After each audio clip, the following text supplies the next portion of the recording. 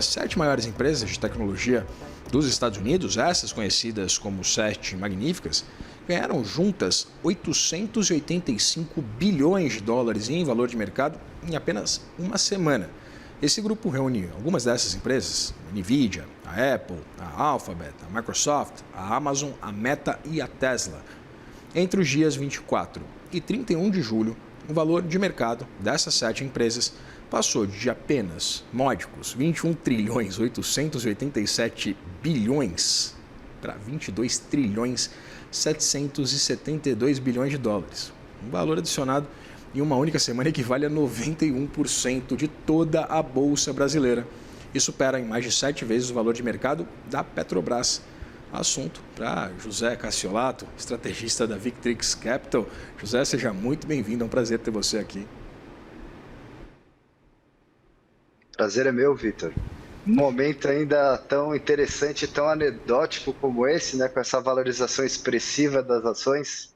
José, é muito curioso a gente observar, porque historicamente, quando a gente tinha na cabeça, a gente falava inclusive sobre essas grandes empresas que têm valores de mercado estratosféricos, a primeira que vinha na cabeça era a Saudi Aramco, que produz alguma coisa tátil, palpável, que é petróleo. É muito curioso a gente observar exatamente essa mudança dessa dinâmica e principalmente essa comparação com a Petrobras, a maior empresa listada na Bolsa Brasileira. Eu queria entender exatamente os fundamentos por trás dessa movimentação e de uma capitalização tão significativa por parte dessas companhias de tecnologia. O que explica essa dinâmica e essa mudança do comportamento do mercado, que talvez passe a olhar menos para um valor palpável sobre minério de ferro, sobre petróleo, como a gente tem aqui na Bolsa Brasileira, e olha exatamente para essas iniciativas que tangem a tecnologia? Acho que esse é um movimento que a gente vem acompanhando já há quase uma década, né, Vitor? De o dado se tornar o petróleo digital, né? Então, acho que essa analogia com o petróleo que você fez, ela é super correta.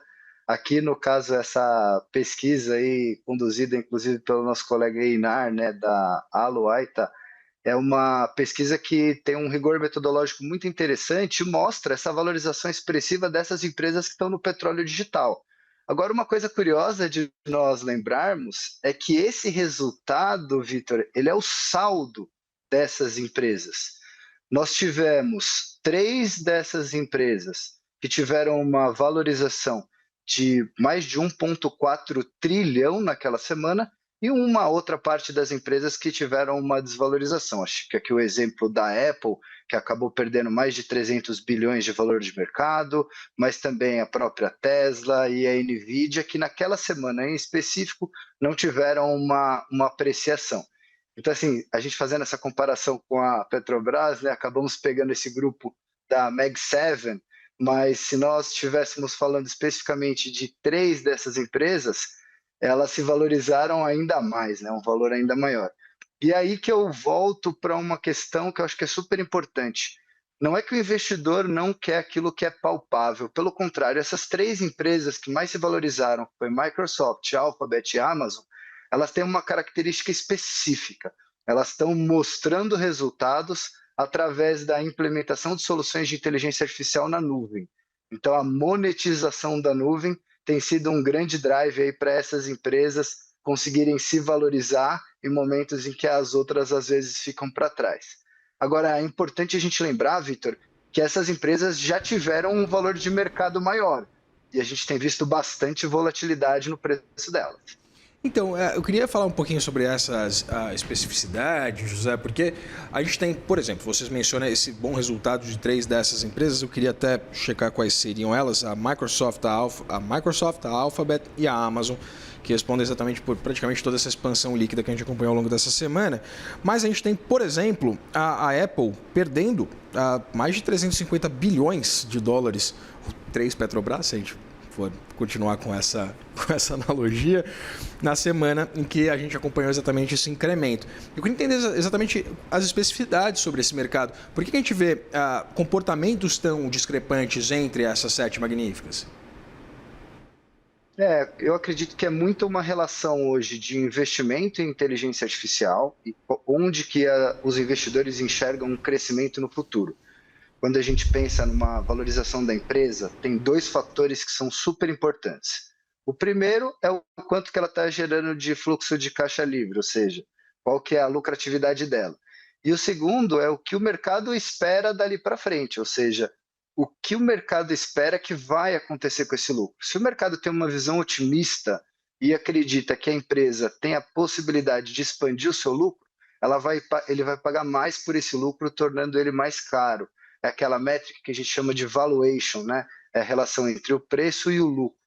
Então, vendo essas empresas, a gente vê histórias diferentes, né, de tanto crescimento da receita e uso do fluxo de caixa, como dessa questão de lucros, pagar mais pelos lucros delas. Uma coisa que eu acho que é importante, que a gente viu no resultado do último trimestre dessas empresas, é a forma com que tem se originado o recurso para um investimento em novos data centers, que a gente sabe que no final das contas é para a implementação das soluções de inteligência artificial. Num primeiro momento, ele veio da própria receita da empresa, né, que veio destinando capex para esse segmento. E já ao longo dos últimos trimestres, a gente vê o quê? Um fluxo de caixa negativo, ou seja, as empresas cada vez mais se alavancando para fazer esses investimentos. Então, essa questão do crédito também tem tido um papel cada vez mais importante e acaba diferenciando, né, uma empresa da outra. Por isso, como eu havia falado, a questão da monetização da nuvem é tão importante, porque enxergar os resultados desses investimentos para o investidor, para quem está se posicionando nesses papéis, é muito importante. Pois é, né, José? Ainda discute-se bastante essa capacidade, principalmente das plataformas de inteligência artificial, esses chatbots, né, de se financiarem. Mas eu queria fazer, na verdade, uma outra pergunta, que é a seguinte. A Amazon só, se a gente olhar para os papéis da Amazon, tiveram uma valorização de cerca de 17% nesse período de uma semana. Se a gente olhar para o comportamento anualizado do nosso índice Bovespa, a gente tem uma valorização de cerca de 30%. Evidentemente, a gente tem que levar em consideração risco, volatilidade, etc. Mas minha pergunta é sobre o nível de atratividade do mercado de capitais brasileiro. A gente sabe dessa concentração do nosso mercado, poucos papéis que têm uma participação muito significativa, muito pautados por esses movimentos internacionais, como, por exemplo, o caso do petróleo, a Petrobras, caso da Vale com o minério de ferro. Eu queria entender, com essa dependência da B3 como um todo, principalmente do investidor estrangeiro, qual que é o nível de atratividade do nosso mercado acionário como um todo, de renda variável, ainda mais num contexto que há uma disputa do ponto de vista de atratividade com também papéis de renda fixa mundo afora, até mesmo aqui dentro do Brasil, que estão pagando prêmios elevadíssimos. Vitor, esse ponto é fundamental e acho que eu vou dar uma resposta aqui que ela é bem pouco consensual. A gente acabou de experimentar, né, o que eu estou considerando que é o segundo momento do ciclo de investimento em inteligência artificial. Então, o primeiro momento do ciclo de inteligência artificial foi a expansão do CAPEX, a valorização dos semicondutores, aquele, vamos dizer assim, investimento bruto. E agora a gente passa por uma valorização dessas empresas e uma valorização dos hyperscalers, né, que foi um segundo passo desse ciclo.